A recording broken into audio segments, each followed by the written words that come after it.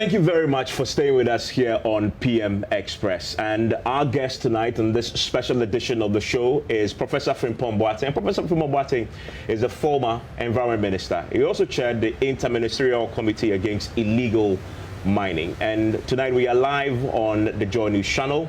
We are live on Joy 99.7 FM, live across our many social media pages, YouTube, Facebook. You can also find us live on myjoyonline.com.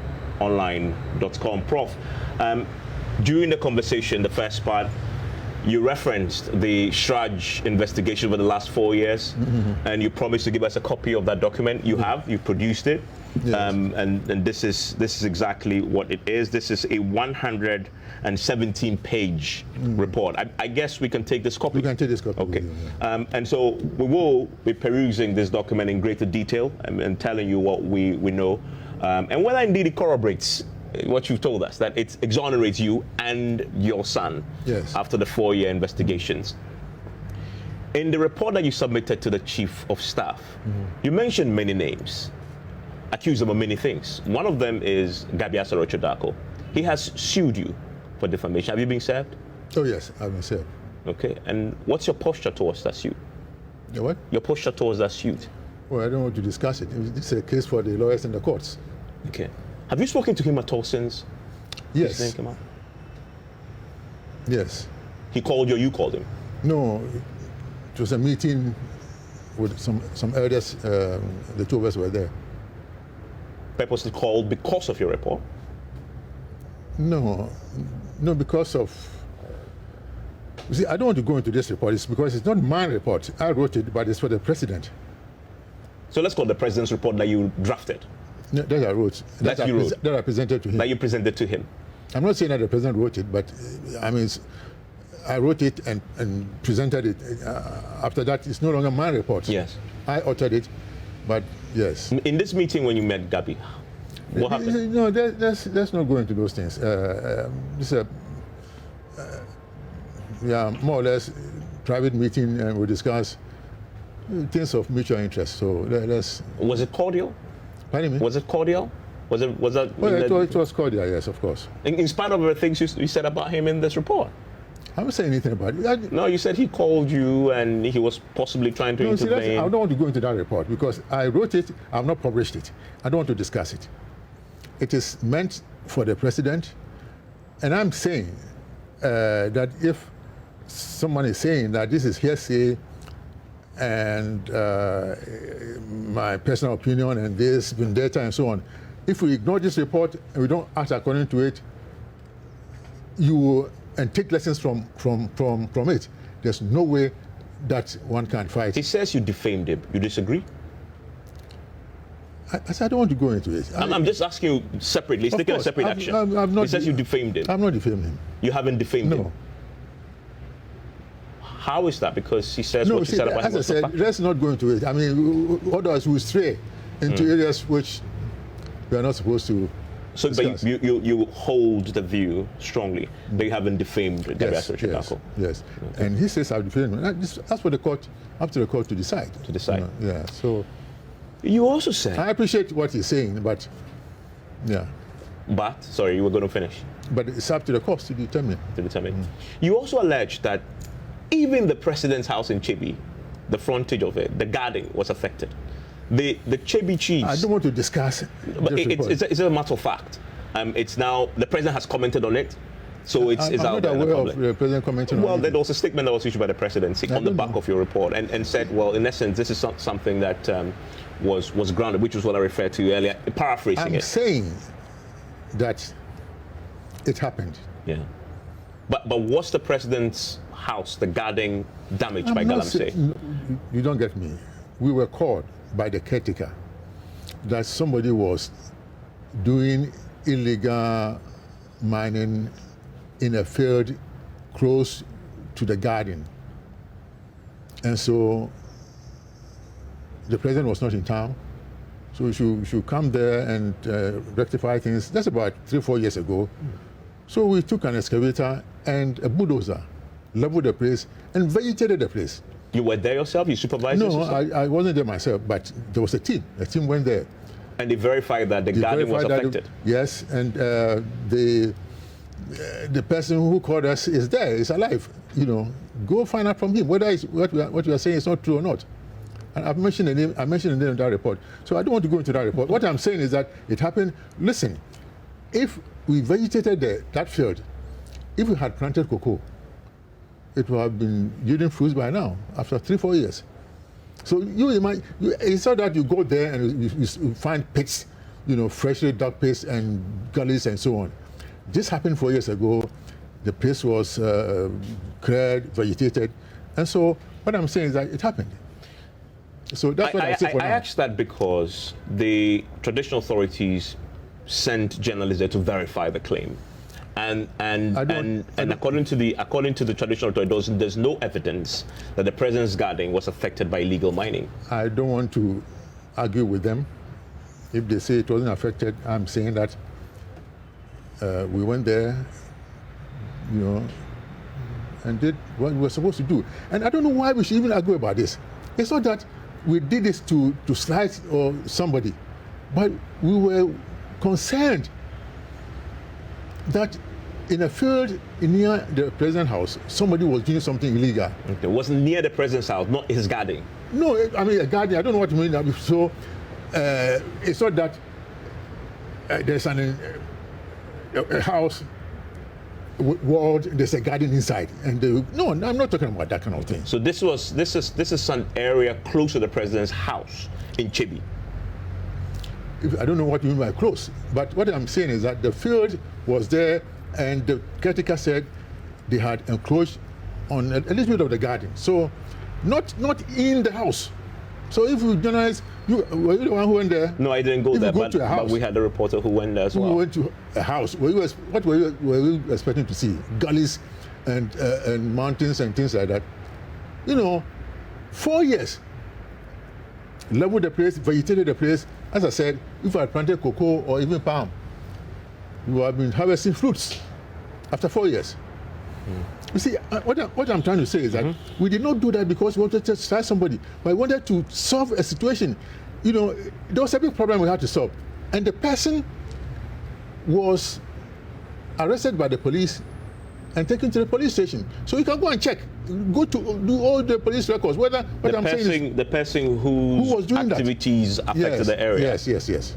So let's not go into that. I don't want to argue with Nananom and Penfo Chebi. They asked you to come and show them what happened, and they ordered you to come. Please, let's not go there. I'm pretty sure you heard that. No, I didn't hear that. Nobody sent any message to me to come and do what. Well, they were very upset with the delegation. I'm also very upset now. I'm very upset. I thought I was doing something good for the president and for Chebi, and now I'm portrayed as somebody, an evil person whose activities were designed to slight somebody or to ridicule people. No, it was a very serious matter. We made enemies for ourselves in this fight against Galamsey, and we had problems. And so I will not sit down for anybody to intimidate me. We've chosen the wrong person to do that. We were doing the right thing. People were insulting us all the time, and in all these things, I don't know how many people could have done that job the way we did it, or the way I did it. And look at what is happening now. If things had improved now, but things are worse. We have virtually no forest reserve in this country. All the rivers are polluted, and people are doing that with impunity. The rivers, you still see these floating platforms there with the dredging and so on. When we were there, you dare not do that. We had boats that will cut all the floating platforms and all the equipment away. And we had a project for that. We had just started the foundry and machine tool project in atomic energy. The idea was that we'll carry all this metal to that place, melt the metal, and upcycle the thing. And maybe with a foundry, create, let's say, if you are doing road construction, the drainage covers of drains and EVP&T things. These are all important things. These are things that we could have manufactured from the metal that we were carrying from the mine, the rivers. So there was a plan in place. And if people will not study it and demonize Frimpong Boateng, demonize me. How many people have done for this country what I've done? Tell me. You know, from a very young age, only think about Ghana. If I've committed some error, fine, I admit it. But not when people are pursuing their greed and you point it out and you are demonized. That annoys me sometimes. And I think I will not allow myself to be intimidated by anybody.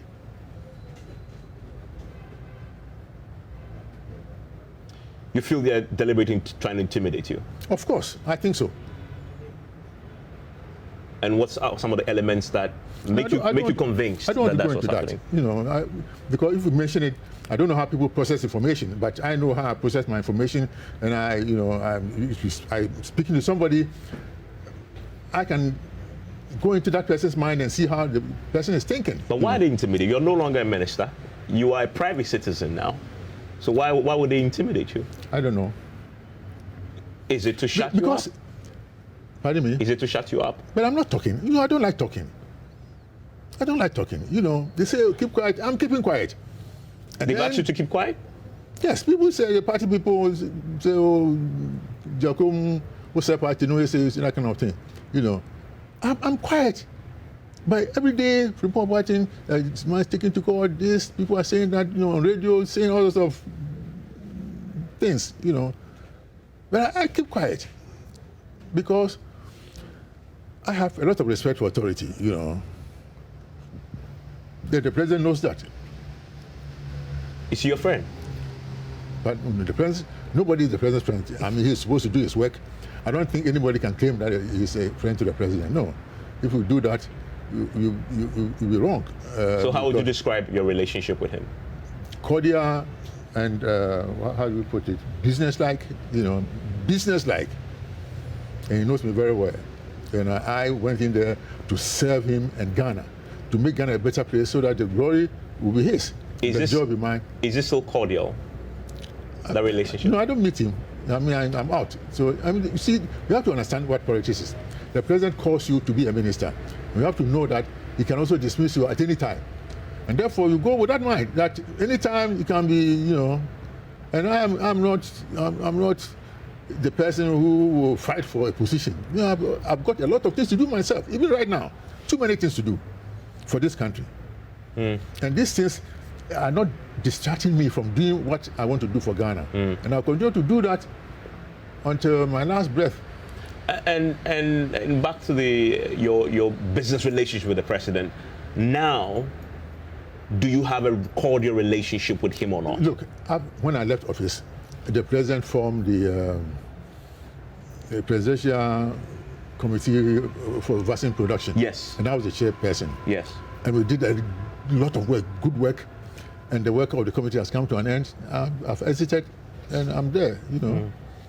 So if there's a problem or something that he wants me to do over a period, and I feel like doing it, I'm going to do it. Have you spoken to him since you left? No, don't bring that. You see, the president is nobody's friend. We can't just say you are going to speak to him. No. If you meet him today? What? If you meet the president today? Yes. What do you think will happen? Good morning, Mr. President. Yeah, I have to greet him. And you think he'll respond? Of course. Why not? He's not upset with you, do you think? No, I don't think so. He's not that petty.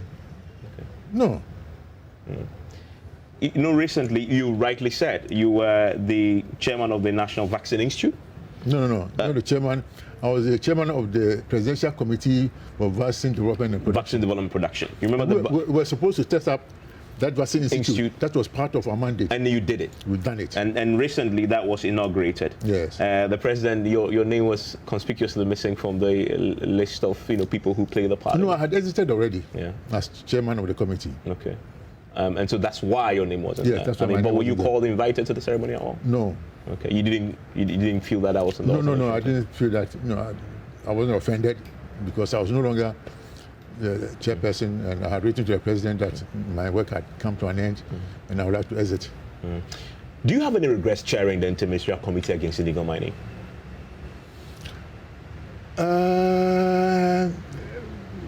Well, not quite, but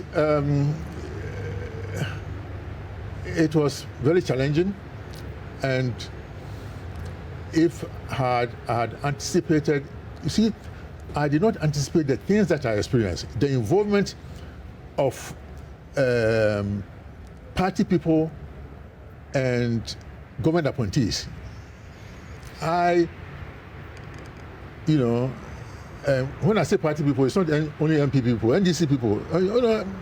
You mentioned it in your report. I mentioned the report. I think you said either in the central or western region. Western region. Yeah, you found that NDC were more involved. No. So I don't want to in it. But But this is your report that is public now. No, it's not. You're not running away from your own report, are you? No. The thing that is public was leaked. I didn't leak the thing. That's true. But it's out there already. Well, fine. But I don't want to go into the details and mention things. But what I'm trying to say is that I did not get the protection that I needed. From whoever, But there must be people who you expected to protect you whilst you did your job. To carry out this very difficult job. Is it the president that you expected protection from that you didn't get? The thing is that what is happening now? See, the forests are being degraded at a very fast rate. The rivers are gone. You see, a river has certain functions. One, habitat for fish and other aquatic creatures, for drinking purposes, for washing, for irrigation, and for transportation. Now, these rivers that we have polluted cannot perform any of these functions. You can't ride a boat on it because it's silted, debris, tree trunks, and things like that. You can't drink it, you can't use it for irrigation, nothing. So the water there is good for nothing. So we don't have any rivers. Most of them are polluted. Apart from the Volta and Afram River, all the others are polluted to some degree. From white water, red water, black water, Tano, Ankobra, Pra, Ofin, Brim, and all these rivers. So if things were better after my exit, or when people criticize this report and they say it's hearsay, it's nothing, and you put something in place which is better to fight the illegalities and the destruction, then one can give credence to what people are saying. So what I'm saying is that this is a very big problem, and I'm saying again that if you throw this report into the dustbin and you don't take any lessons from them, there's no way that we can make any headway in the fight against Let me ask you, when did you become aware of these challenges and involvement of some of your own colleagues allegedly in the Illegal Mining Act? And why did you only tackle it the way you did after you've exited? I had not exited. It was, no. See, the thing is, at every point, people should not think that this is the only report that we wrote. On many occasions, I made a presentation in cabinet meeting. On 2 or 3 occasions, I made presentations at cabinet retreat. On 2 occasions, I made a council of state and said similar things. Mention names? Yes.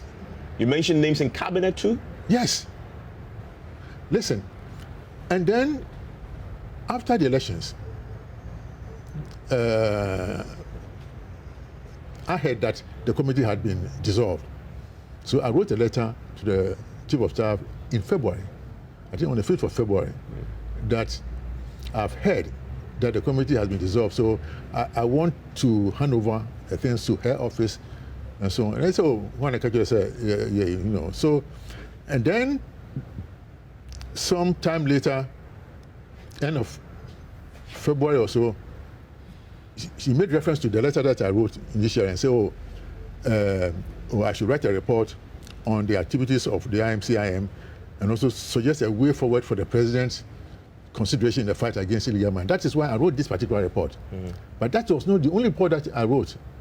Several of them in the course of the period. So people should not think, this is, So this is the first report that had come to light. Is that what you're suggesting? Yes. But you've alerted the authorities, even your colleagues in cabinet, to this and mentioned names to them. Yes. And what happened when you did this? Was there a reaction? Was there an attempt to fix the problem and address the people who were involved?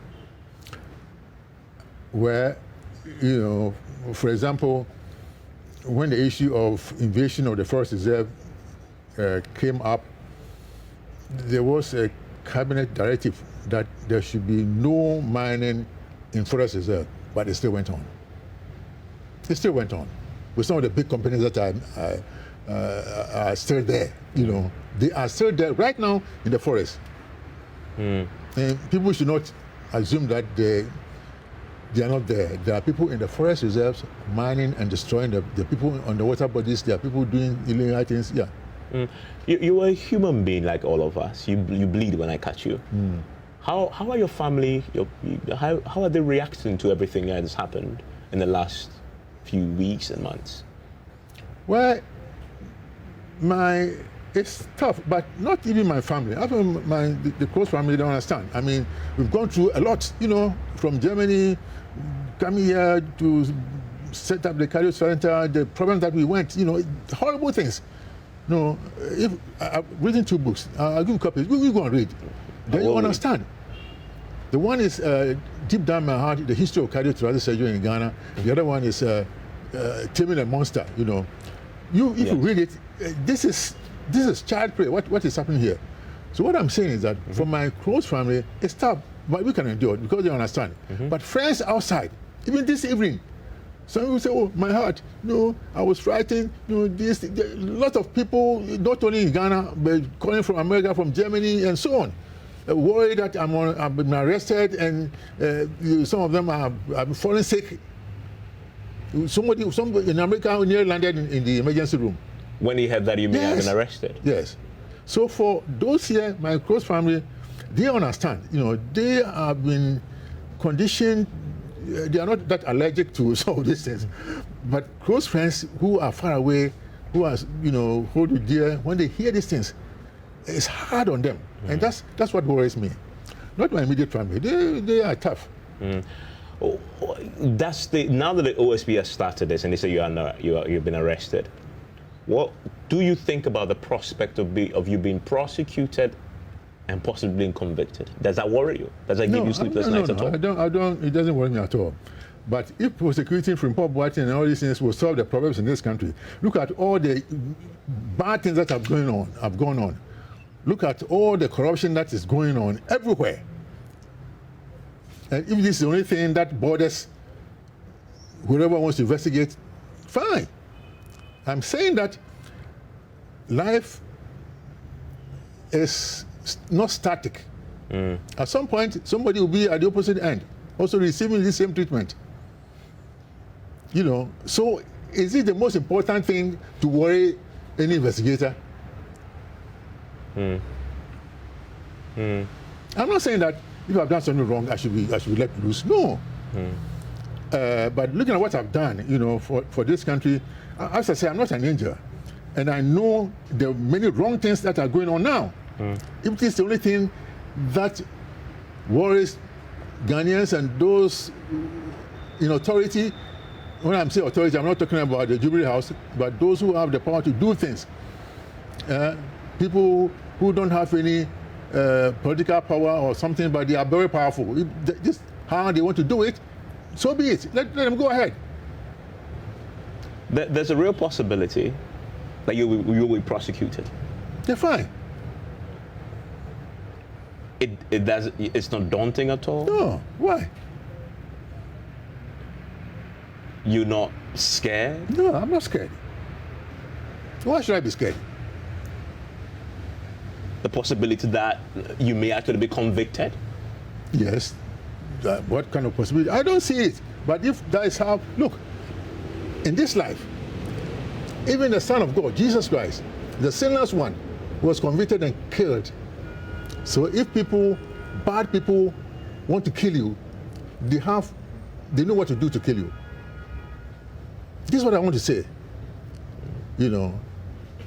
If people who have the power to do things really want to ditch you, they will know how to do it, because it's happened, even to the sinless one.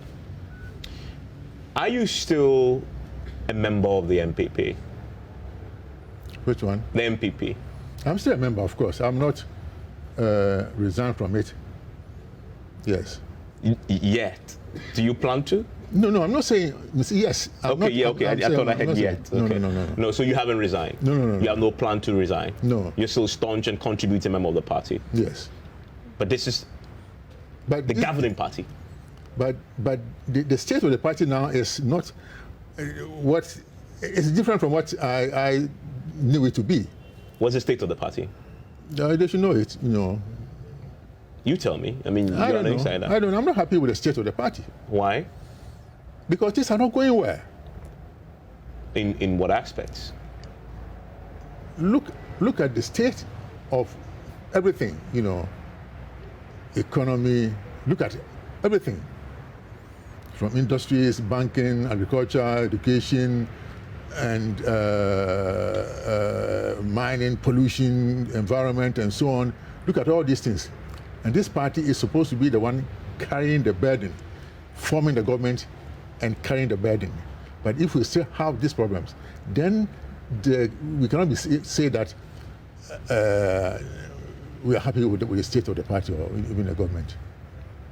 I mean, many of your colleagues in the party who are in positions of authority have argued circumstances. You're just victim of the party and the government is a victim of circumstances. No. That is why. Victim of COVID. Victim of. No.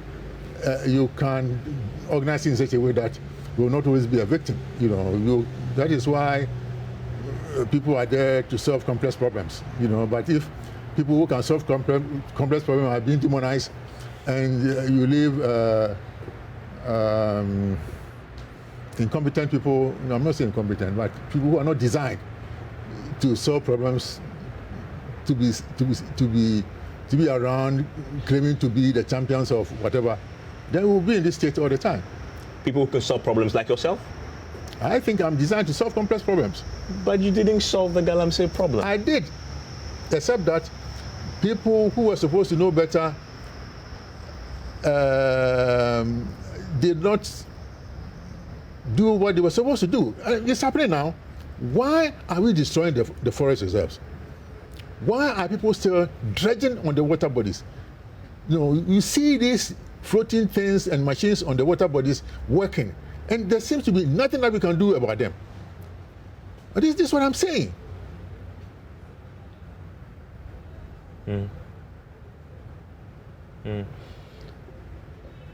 So here you are, a committed member of the MPP, your party is in power, and you believe you have been intimidated.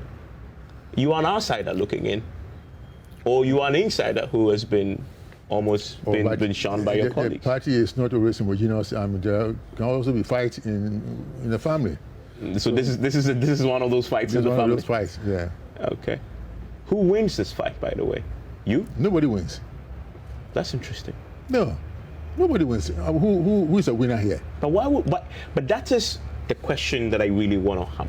Why would anybody fight you? What is there to gain? They will provide the answer. I don't know. In fight, but it is your characterization what is happening. That you've been intimidated. There's a fight, etc. I'm asking, why would anybody do that to you? Yeah, maybe you are a journalist. You talk to people and you can probably provide answers for this. I ask myself, what is happening? What have I done wrong? So I shouldn't have written the report? I mean, I need to ask you, what do you say to your colleagues who may accuse you of Professor Frimpong Boateng is simply better? I mean, he says he wasn't given another post, another ministerial position. Oh, goodness. And maybe he's just... I don't need a post. He's just bitter and going on and taking on people and calling names. I'm not bitter at all. Look, when I was minister, I did many things from my own initiative. If you go to Ministry of Environment, no, you are not giving money to do anything, And using my linkages and connections and so on, I will get projects for the ministry and for the government. And the president is aware of some of these things. Even in the vaccine committee, many things that we did because I knew certain people who could help us. And I'm still doing things for this country now.